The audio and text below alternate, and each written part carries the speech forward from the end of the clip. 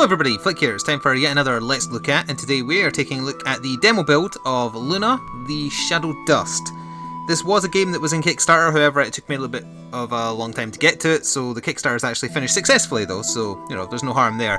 The demo that I'm about to play for you here is actually also available still, I think, if you want to try it. It's an adorable looking point and click adventure where I think everything is done by hand, and I love the art style. So that's why I want to cover it. And I am going to cover it despite the fact this demo build is it's very early, it's also very short, so don't expect this to be a long video. I am going to go through the entirety of what's available here, but I want to show off the game because I think it deserves to be seen. You'll see what I mean when you see the art style, it's great. It's going to be available on iOS, Android and PC eventually, and as I say, successfully kickstarted. I'll put some kind of relevant link though so you can check out more information in the description box below. Anyway, these four symbols along the bottom are indicating the four sections of the demo. As you can see, I've done them, but we will go right back to the start and hopefully it will replay the intro. If it does, I will shut up for a second and let you enjoy it. Maybe. Yes.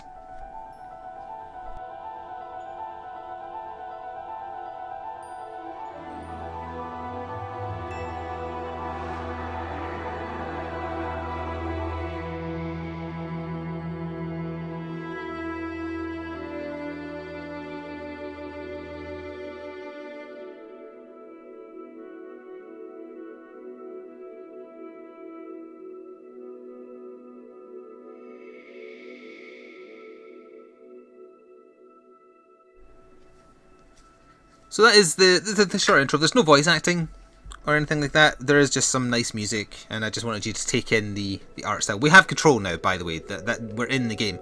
I know also that on the screen for the video I can see it in my OBS window, it's a little bit off. The bars on the side I can't do anything about for sure, but there's also a little bar along the top and the bottom as well, I think. That's because it's in the Unity builder and it's in a window rather than like full screen. So again, there's nothing I can do about that, it's just the way it was built. But anyway, we have control. And I can click and move. And that's about it so far. Obviously it wants us to go over here.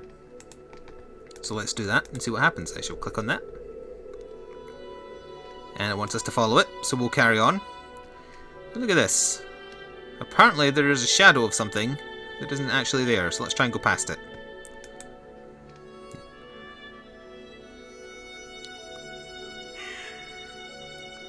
Now technically we can just walk past, but the shadow of the bird that isn't actually there is scaring this little thing, so it wants us to click on this to learn how to do point and click. There we are. And now we can carry on unabated. And we come to a door that leads nowhere. So let's try and go in. It leads to nowhere. But we can do something with this lamp.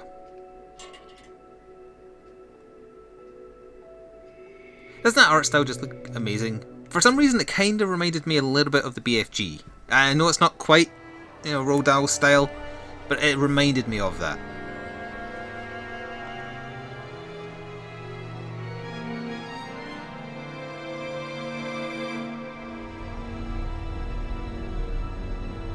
So this is presumably where the entirety of the full game is meant to take place, this gigantic, almost endless tower that you have to slowly scale up.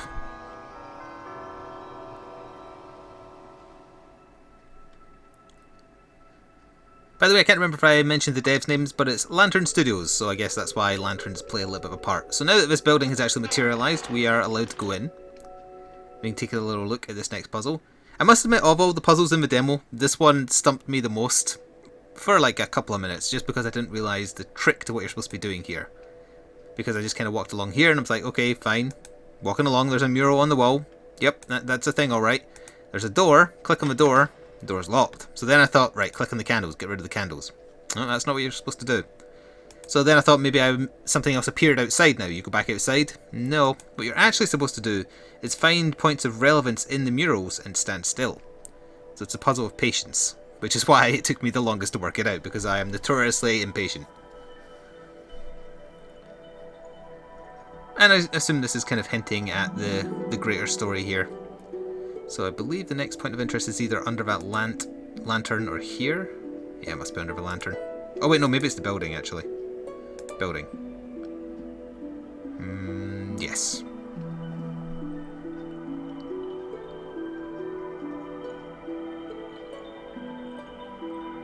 Your guess is as good as mine as to what precisely is being told here. Is that a UFO? I don't know. So where do we think it is on this big one? Oh, here's apparently good enough. Anubis getting eaten by a sea monster? Who knows? We'll come over here for the last one.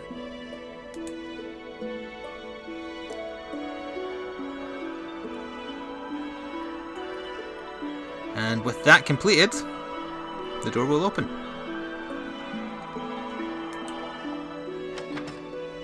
Or not. Oh, I didn't fully fill that one in. I was too impatient. What did I tell you? There we are. I thought you were ready. We're good? We're good.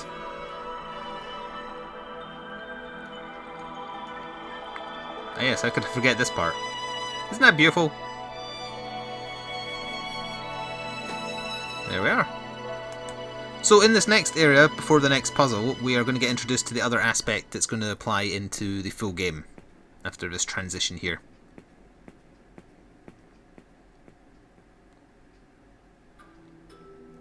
Oh wait, sorry, no. We have to do this puzzle first. Also, apologies for the dog barking in the background. So again, I already know the solution to the puzzle. I'm very curious if the solution randomizes, but I know how to work it out. We have to get out this door. I assume that's mainly going to be what the objective is in the full game every time. You have to get to the door, get through the door, proceed to the next floor, repeat the pattern. So we have to work out how to open up this door. You can see there's some stuff to examine. We can press on this, and something happens. We can press on this, and something happens. And we have this clock in the middle that looks a bit suspicious. Can we stop the clock? We cannot. Can we do anything with the lamp? We cannot. What about the stove? No. What about the front of the stove? Yes. So what does that mean? Well, there's a very obvious lever here, so we're going to press that. And that brings down the lamp. Or the lantern, I guess. Which we're going to extinguish. And in doing so, actually, I'm just curious, does that do anything? Not really. In doing so, that reveals a colour pattern. Red, yellow, blue. Which is the solution to how we're going to get out of here. But you need to put the light back on. So we want red, we want yellow, and we want blue. Keep in mind this is the start of the game, so you're not going to be mentally taxed fully. The Kickstarter video, which is still on the Kickstarter page even though the campaign finished, does show off some later puzzles that look a little bit more complex. So now we're going to get introduced to the other aspect. I forgot about that puzzle first. And we are almost at the end here. As I said, it will be a short video because it's a short demo. I just wanted people to get this on their radar because I think this looks amazing. I love the art style. I like puzzle games to a certain extent. Sometimes puzzle games just rub me the wrong way, but mostly puzzle games are my deal, even as if that sounds boring. So anyway, we have a little onion dog thing trapped under here, and we're going to save it.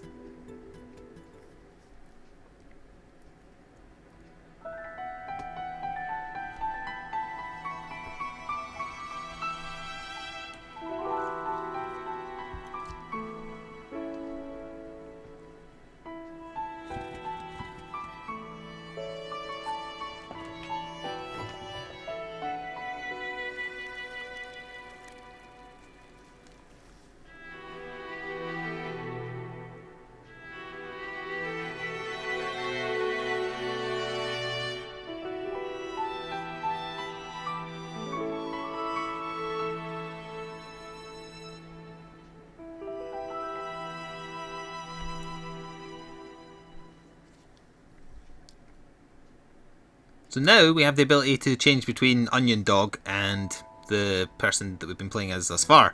And I think the goal then becomes you have to solve the puzzles in such a way that both people have to make it to the door because otherwise you can't proceed. So we're going to click along here as the kid. We're not done yet. We have to press up here to change to Onion Dog Man. And we can plod around as him. But the goal is get him through the door as well. Then the two of them can solve puzzles together. But sadly, that is the end of the demo.